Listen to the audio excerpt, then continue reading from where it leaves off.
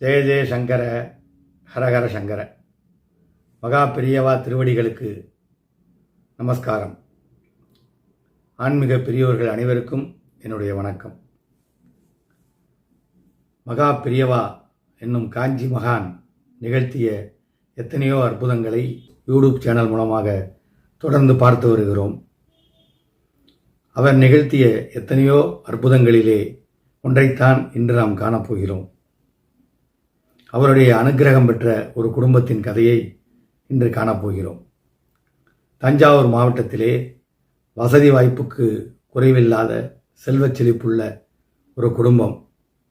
சொந்த பந்தங்களுக்கும் குறைவில்லை, சந்தோஷத்துக்கு அளவே கிடையாது. அப்படிப்பட்ட ஒரு அற்புதமான குடும்பம். அந்த குடும்பத்திலே இருந்த ஒரு பெண்ணுக்கு ஜாதகம் பார்த்து, பொருத்தம் பார்த்து, மாப்பிள்ளையும் பெண்ணும் நேராக பார்த்து எல்லோரும் மனமுப்பி அற்புதமாக ஒரு திருமணம் நடந்தது. திருமண வாழ்க்கை நன்றாக போய்கொண்டிருந்த ஒரு காலகட்டத்திலே திடீரென ஒரு நாள் ஏதோ விவாதம் உண்டாகி ஒரு அல்ப காரியத்துக்காக ஒருவருக்கொருவர் சண்டை போட்டுக்கொண்டு மனக்கசப்பு உருவாகி அதன் காரணமாக விவாகரத்து வரை சென்று இதோ நாளைக்கோ நாளை மறுநாளோ தீர்ப்பு வரப்போகிறது. இரண்டு குடும்பத்தாரும் மனசொடிந்து போனார்கள். அதிலும் அந்த பெண்ணின் குடும்பம் மகா பெரியவரை தெய்வமாக துதிக்கும் குடும்பம். நாளை பெண்ணுக்கு விவாகரத்து வரப்போகிறது என்ற மன உளைச்சலிலே மகா பெரியவரை பார்த்து அவரிடம் ஆசி வாங்கி கொண்டு ஒரு மன ஆறுதலும் ஏதாவது ஒரு நல்ல முடிவும் கிடைக்காதா என்று அவர்கள் காண வந்தார்கள். அனைவர் முகத்திலும் சுரத்தே இல்லை. மகா பெரியவர் அவர்களை ஏறிட்டு பார்த்தார்.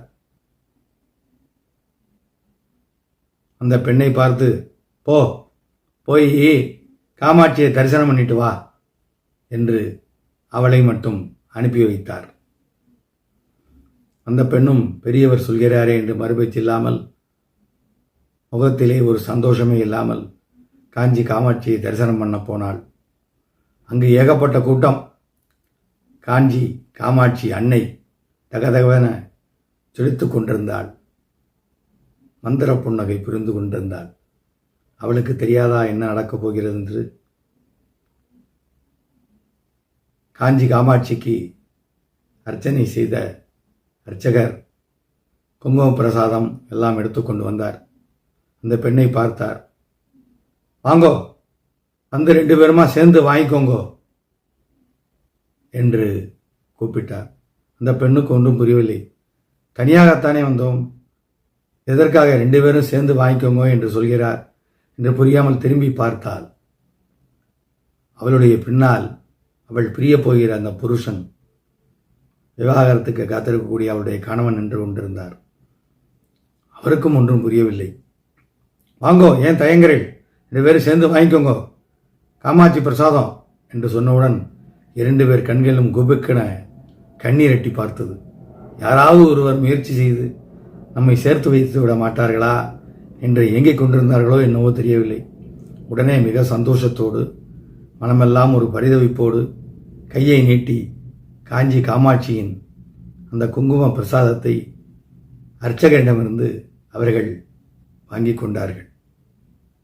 இரண்டு பேரும் சந்தோஷமாக காஞ்சி பெரியவரை பார்ப்பதற்கு மீண்டும் மடத்துக்கு வந்தார்கள். பெரியவர் அவர்கள் இருவரும் வருவதை பார்த்தார். புன்முறுவல் செய்தார். என்ன ஜட்ஜ்மெண்ட் வந்துடுத்து போலிருக்க என்று சிரித்தார். ஆமாம், ஆண்டவனுடைய ஜட்ஜ்மெண்ட் வந்துவிட்டதல்லவா. அந்த பெண்ணும் அந்த கணவனும் மனம் நிறைய சந்தோஷமாக சிரித்தார்கள். அந்த பெண் சொன்னாள், ஆமாம் பெரியவா, ஜட்ஜ்மெண்ட் வந்துடுத்து, எழுதினது பெரியவா தானே என்று சந்தோஷமாக சொன்னாள். பெரியவா அவர்கள் அனைவரையும் பார்த்து சொன்னார், வாழ்க்கைன்னா 1000 கஷ்டம் வரத்தான் செய்யும். சின்ன சின்ன சங்கடங்கள் கசப்புகள் எல்லாம் எட்டி பார்க்கத்தான் செய்யும். அதுக்காக ரெண்டு பேரும் சண்டை போட்டுன்னு விலகி போயிடுறதா? அப்புறம் எதுக்காக ஜாதகம் பார்த்து பொன் பார்த்து பெரியவெல்லாம் ஒன்று கூடி பகவத் கிருபையோட இந்த கல்யாணத்தை பண்ணி வைக்கிறாங்க. அது மட்டுமா, ஆச்சாரியால் அனுக்கிரகத்தோடுன்னு எங்கள் பெரியமில்ல போடுறீங்க. அப்படி போடும்போது இப்படி நீங்கள் பிரிஞ்சு போனால் எங்கள் பேரை அதில் போடுற ஒரு விஷயத்துக்கு என்ன மரியாதை இருக்கு என்று கேட்டார். எல்லோரும் புரிந்து கொண்டார்கள்.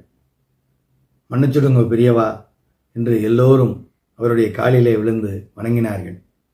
அந்த நடமாடும் தெய்வம் கைகளை தூக்கி அவர்களை ஆசீர்வதித்தது. பிரிந்து போவதற்காகவா தம்பதிகளை இறைவன் சேர்த்து வைக்கிறான்? நிச்சயமாக இல்லை.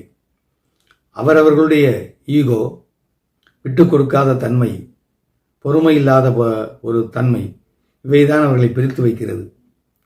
அன்று மகா பெரியவர் இருந்தார், எல்லோரையும் சேர்த்து வைத்தார். இன்றும் அவர் ஆத்மஸ்வரூபமாக, அரூப ரூபமாக எல்லோருடைய இல்லத்திலும் உள்ளத்திலும் குடியிருக்கிறார்.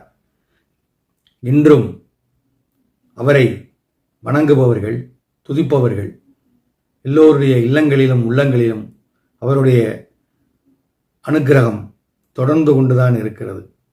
அவரை இன்றும் நம்பும் நல்ல உள்ளங்களுக்கு, பக்தர்களுக்கு அவருடைய ஆசி தொடர்ந்து கொண்டேதான் இருக்கிறது. ஜெய ஜெய சங்கர, ஹரஹர சங்கர.